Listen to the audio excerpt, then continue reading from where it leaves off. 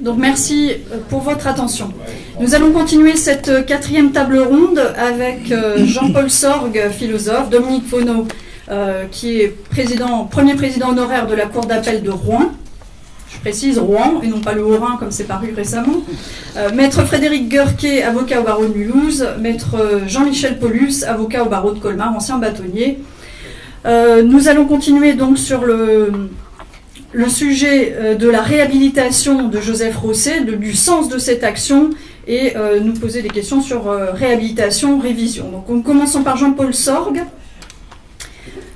C'est bien ça, hein. Donc philosophe, ancien président de l'Association française des Amis d'Albert Schweitzer. Il s'occupe aujourd'hui encore des cahiers et des études schweizeriennes. Il a traduit récemment le livre d'Albert Schweitzer, Psychopathologie du nationalisme. Son sujet concerne la mémoire, l'histoire et la justice. Merci aux organisateurs et en particulier à Michel Kremper d'avoir prévu un moment de philosophie. Au fond, à l'intersection, disons, de l'histoire et du droit, entre les séquences historiques que nous venons d'entendre ce matin et encore tout à l'heure, et une séquence juridique où l'on va examiner les possibilités, les conditions de possibilité d'entamer une procédure de réhabilitation de Joseph Rosset. Quelles sont les chances et quel est le sens de cette action, donc de demande de réhabilitation, dont nous pensons ici qu'elle s'impose, qu'elle est logique et nécessaire.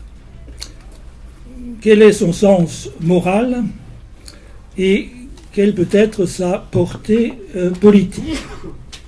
Qu'est-ce qu'une telle action implique? Ou qu'est-ce qu'elle signifie? Et que sommes-nous en train de faire ici? Quel message une telle action envoie-t-elle? Et à qui? Un tel message est-il recevable? Sera-t-il reçu? À quel besoin de l'âme répondons-nous? Sans doute à un besoin de justice. Et que pouvons-nous espérer? Was dürfen wir hoffen? Il y a trois questions en philosophie. Que pouvons-nous savoir? Et là, nous avons été largement informés par les historiens. La deuxième question, was sollen wir tun? Que devons-nous faire? Et la troisième, la plus difficile, que pouvons-nous espérer? Was dürfen wir hoffen? Alors pour aborder cette question, au fond cette affaire Rosset, et quand je parle affaire Rosset, je mets les guillemets et je pense à d'autres affaires, à l'affaire Dreyfus, condamnation et puis un long chemin jusqu'à la réhabilitation. Donc pour prendre là une certaine distance et élargir la problématique, je vais me placer, en partie un peu me cacher, derrière un ouvrage du philosophe Paul Ricoeur. Paul Ricoeur, qui a publié en 2000 ce gros livre, ici en poche, de 700 pages, La mémoire, l'histoire et l'oubli.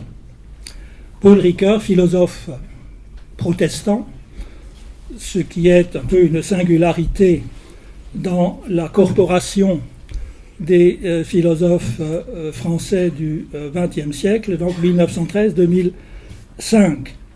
Et ce livre qui est apparu en 2000, qui est un peu son ultime ouvrage et son ultime message, a eu un certain retentissement. Récemment, un peu et au-delà des milieux philosophiques, alors sans doute parce qu'il répondait à l'époque à la lourde problématique du devoir de mémoire, et puis si le livre a été un certain temps un peu oublié, il est revenu un peu à la surface de l'actualité parce qu'on a remarqué que Emmanuel Macron a été un collaborateur de Paul Ricoeur. Et Paul Ricoeur, effectivement, dans ses pages de remerciements, il a des mots de gratitude pour ce jeune Emmanuel Macron. Il dit lui devoir une critique pertinente de l'écriture et la mise en forme de l'appareil critique de cet ouvrage. Récemment apparu un livre de François Doss sur le philosophe et le président. Le philosophe Paul Ricoeur et le président donc Emmanuel Macron. Et dans Le Monde, on a pu lire comment Emmanuel Macron a placé Paul Ricoeur au pouvoir. Alors, je ne crois pas, pour ma part, que la pensée de Paul Ricoeur soit réellement au pouvoir et qu'elle inspire profondément la politique du chef de l'État. Et ce n'est sans doute pas parce que le jeune Emmanuel Macron a travaillé philosophiquement sur la mémoire, l'histoire et l'oubli que nous pouvons raisonnablement attendre de lui qu'il s'intéresse à un Alsacien interdit de mémoire, comme José Rosset, et qu'il se montre favorable à notre combat pour sa réhabilitation. Néanmoins, je vais encore un peu élargir la parenthèse. Dans l'Obs, vous connaissez l'Obs, de cette semaine, il y a un long article du philosophe allemand Jürgen Habermas, donc un grand philosophe né en 1929 et qui est, je crois, le grand penseur de l'Europe, de la construction de l'Europe, d'un patriotisme constitutionnel et d'un dépassement de l'horizon national de la démocratie. L'idée d'une Europe post-nationale, elle est de lui, elle a été élaborée par Jürgen Habermas, et Jürgen Habermas dit dans cet article donc un peu sa fascination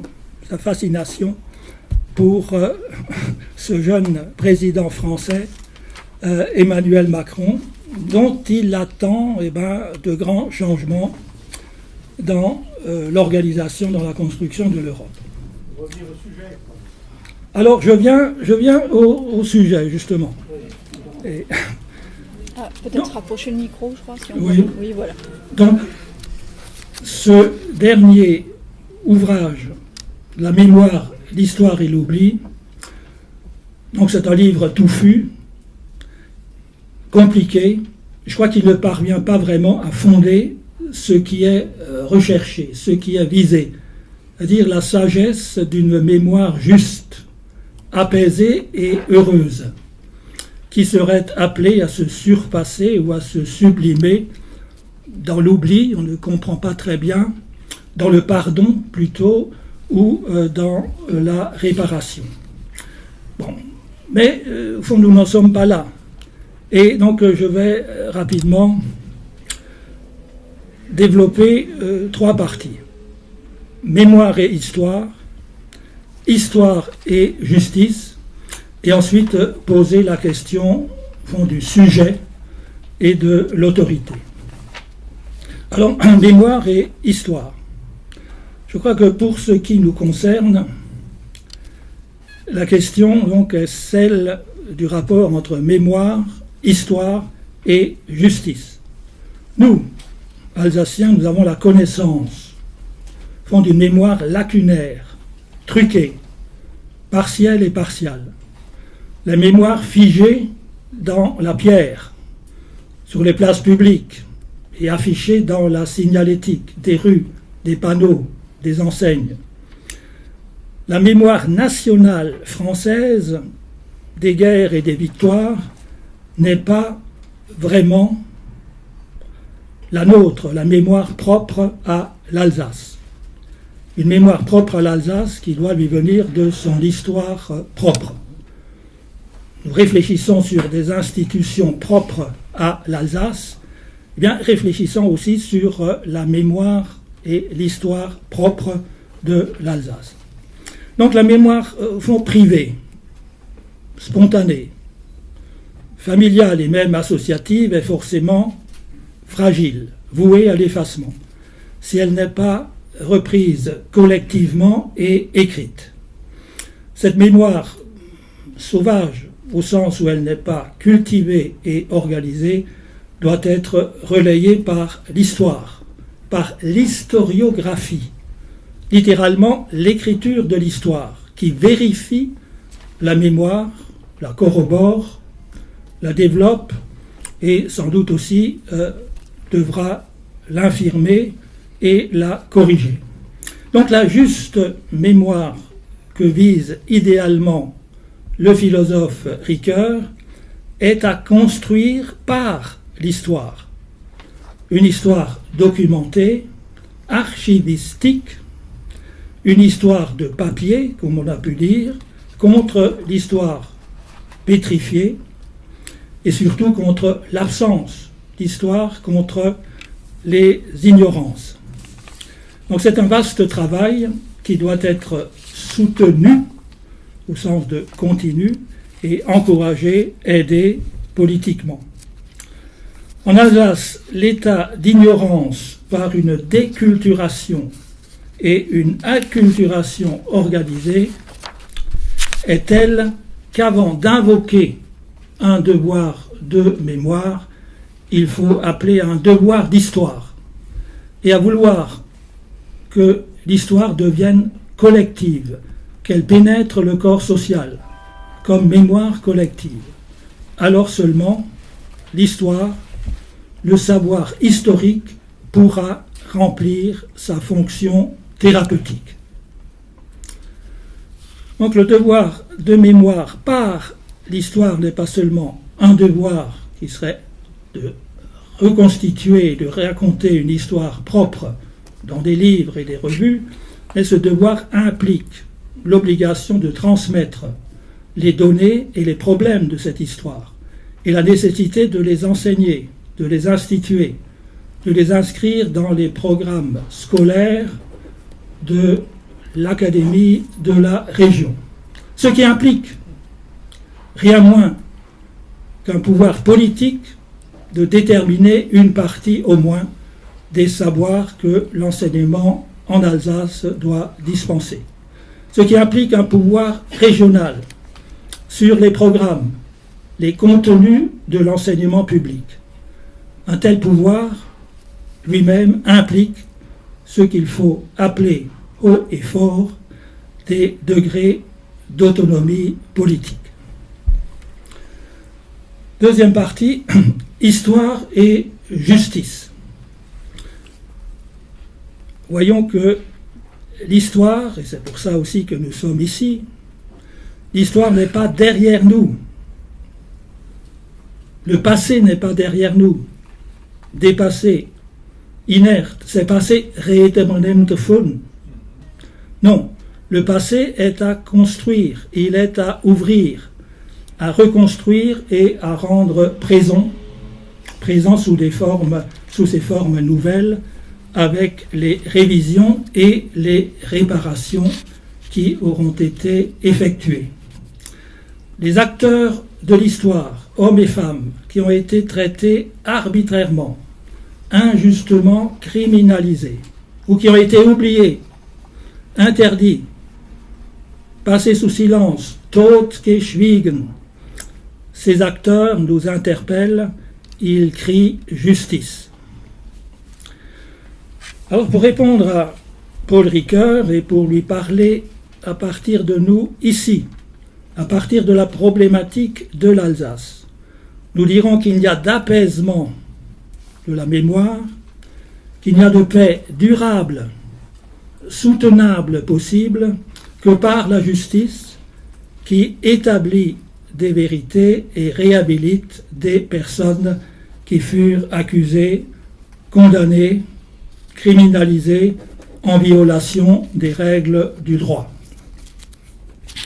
Le chemin de la vérité est le chemin de la rectification des erreurs et de la réparation des fautes. C'est sur ce chemin que nous avançons. La question, troisièmement, la question du sujet et de l'autorité.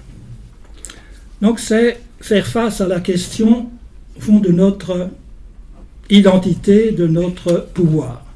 Qui sommes-nous? Quel est notre droit? Au nom de quoi? Au nom de qui parlons-nous ici et agissons-nous? Quelle est notre légitimité? Donc, quelle est la légitimité que nous prenons et que nous nous accordons à nous-mêmes? Quelle autorité détenons-nous? Qu'est-ce qui nous permet de contester un acte de l'État français d'avant la guerre, quand Joseph Rosset a été arrêté à Colmar le 9 octobre 1939 pour espionnage, et traduit devant le tribunal militaire, et puis la poursuite, la reprise de l'acte d'accusation après la guerre jusqu'à sa condamnation, comme nous l'avons vu, en 1947. Ces procès ont bien été intentés suite à des décisions et au nom de l'État français.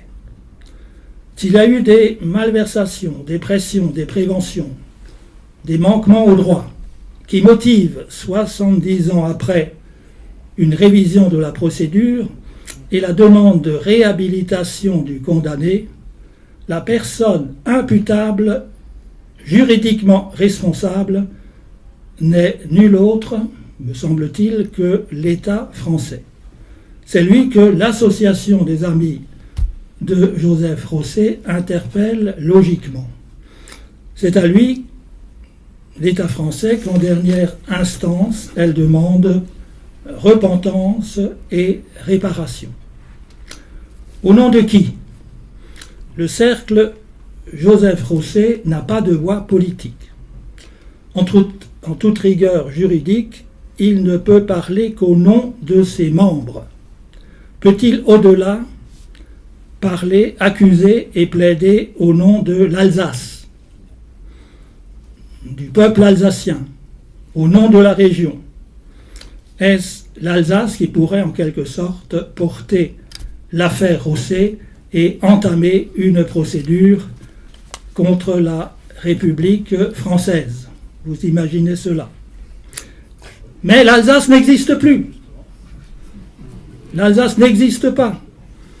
Alors c'est dans de telles situations que nous prenons le plus directement conscience, concrètement, de ce que signifie son absence, son annihilation, inconséquemment décidée par le gouvernement français socialiste en 2015.